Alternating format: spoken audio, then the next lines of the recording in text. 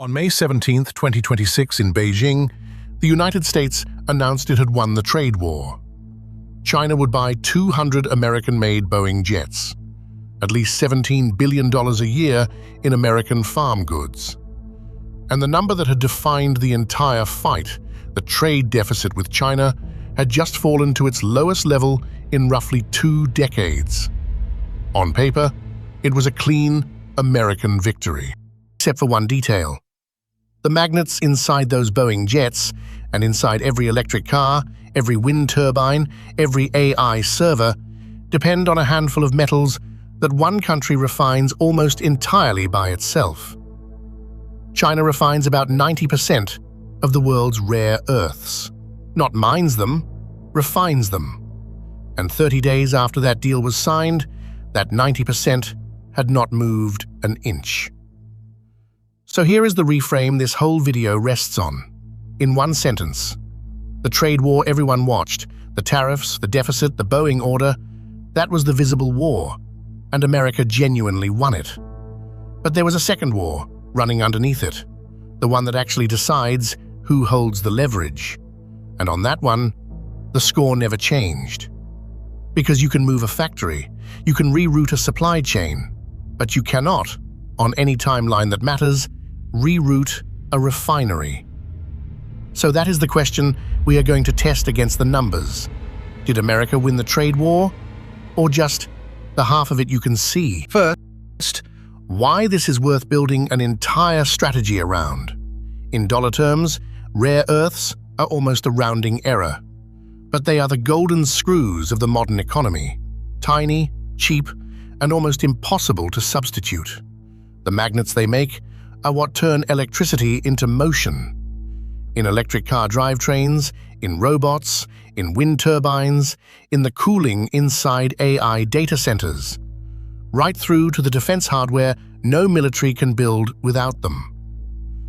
Bloomberg Economics estimates the industries that use rare earths account for around 4% of America's entire economy, about $1.2 trillion of activity sitting downstream of them.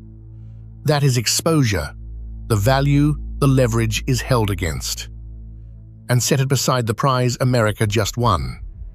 The farm deal was $17 billion a year. The exposure behind it is roughly 70 times larger. So here is the thesis. The leverage was never about who digs the rock out of the ground. It is about who turns that rock into something usable. And those are 2 completely different maps. China mines about 70% of the world's rare earths. A lot, but not a monopoly. Other countries mine them too. But refining, the chemical separation that actually makes the metal usable, that is where it becomes a chokehold. There, China sits around 91%. And the further down the chain you go, the tighter the grip. China makes roughly 94% of the world's finished rare earth magnets. That is the reframe in one line. You can lose a mine and keep the chokehold. The leverage is the refinery, not the rock. Now let us actually score both wars, starting with the one America won, because that scoreboard is real. The goods deficit with China fell from a record $418 billion in 2018 to about $203 billion in 2025. By the headline number, the tariffs worked. But watch where it went, because the deficit did not close. It relocated. As factories rerouted around the tariffs, America's gap with Vietnam jumped to a record $178 billion. Mexico is now the single largest American trade gap of all. The China line fell by about $95 billion, and $178 billion reappeared in Vietnam alone. The gap did not disappear, it just changed its passport. So that is the visible win. Now, the war underneath it. On the import side, the dependence is just as concentrated. China supplies about 71% of the rare earths America brings in. There is even one number that at first glance looks like progress. America's overall reliance on imported rare earths actually slipped a little.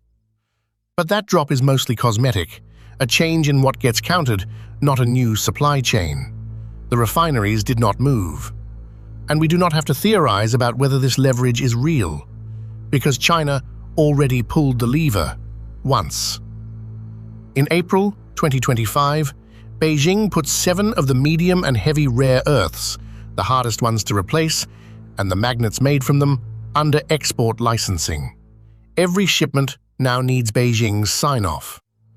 Here is what that did to just one of them, yttrium.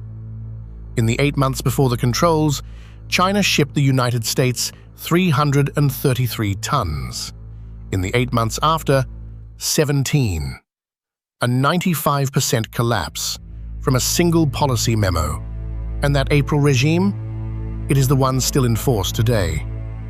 There was a second hammer too, a far larger one. That October, China announced rules that would have reached almost any product made with Chinese rare earths anywhere on Earth. Then, as part of the truce, it suspended them for exactly 1 year. Now here is the part that China owns America videos leave out, because it cuts the other way, and the honest version has to include it. As of the middle of 2026, this looks less like a chokehold tightening and more like a truce holding. The wider controls on gallium, germanium, antimony, the inputs behind chips and batteries, are suspended right now. They are flowing again, with only a narrow military use restriction left in place. One honest read, argued by analysts close to the talks, is plain de-escalation. Both sides blinked, the deal is working, and the leverage is being holstered, not used. The other read is colder. The structural picture, 90% of refining, the April controls still live, the yttrium data, none of it changed. The suspension is not a settlement. It is a 1-year pause with an expiry date.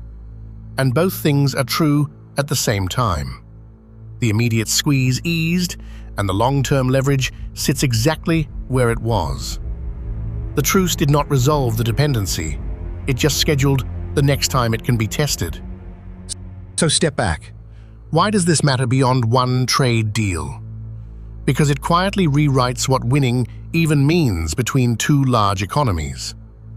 The International Energy Agency estimates that if these controls were ever applied in full, the downstream production put at risk outside China would reach about $6.5 trillion a year, with the United States and Europe each exposed to over $1.5 trillion. That is a broader, worst-case measure than the American figure from earlier, but it sizes the room. You can run a surplus, cut a deficit, land a Boeing order, and still hold almost none of the leverage that counts. Because that leverage was never in the trade balance, it was in the refineries. Which brings us back to May 17th. The Boeing order is real. The farm deal is real. The 20-year low deficit is real. America really did win the trade war, you can see.